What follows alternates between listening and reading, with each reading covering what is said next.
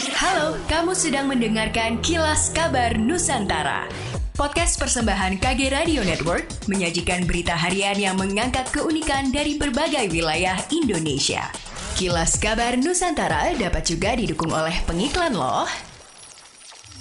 Ingin belajar soal isu kesehatan mental? Sering merasa sendirian dan sulit dimengerti lingkungan sekitar soal perasaan kamu? Tenang, kamu nggak sendiri kok. Dengerin podcast Anyaman Jiwa yang ngebahas seputar kesehatan mental dari lingkup pekerjaan, percintaan, hingga sosial. Persembahan Medio by KG Media dan Sonora FM di Spotify. Vaksinasi booster kedua di Kota Malang akan menyasar ke 12.000 tenaga kesehatan atau nakes. Para nakes yang akan mendapatkan vaksin booster kedua ini sesuai dengan surat edaran atau SE Direktorat Jenderal Pencegahan dan Pengendalian Penyakit Kementerian Kesehatan yang tertanggal 28 Juli 2022.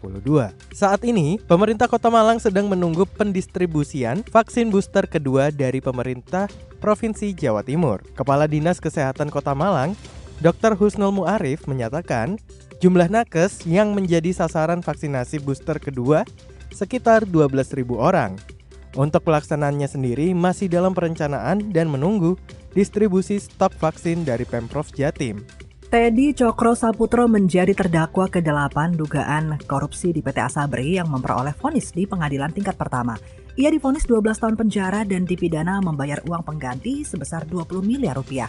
Presiden Direktur PT Rimo International Lestari Tbk tersebut divonis bersalah karena terbukti turut serta melakukan tindak pidana korupsi dan pencucian uang bersama sang kakak Beni Cokro Saputro dalam kasus yang merugikan keuangan negara sebesar 22 triliun rupiah.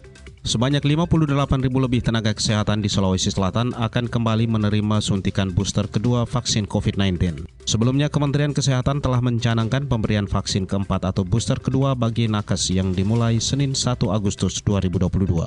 Hal ini tertuang dalam surat edaran tentang vaksinasi COVID-19 dosis booster kedua bagi SDM Kesehatan. Pelaksana tugas Kepala Dinas Kesehatan Sulawesi Selatan Dr. Arman Bausat mengatakan vaksinasi kepada para nakes dilakukan di sejumlah pelayanan kesehatan. Nakes menjadi prioritas pemberian booster kedua karena mereka menjadi garda terdepan penanganan COVID-19 di tanah air.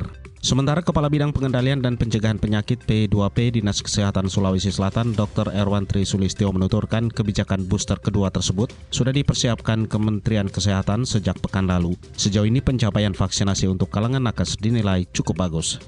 Demikianlah Kilas Kabar Nusantara pagi ini.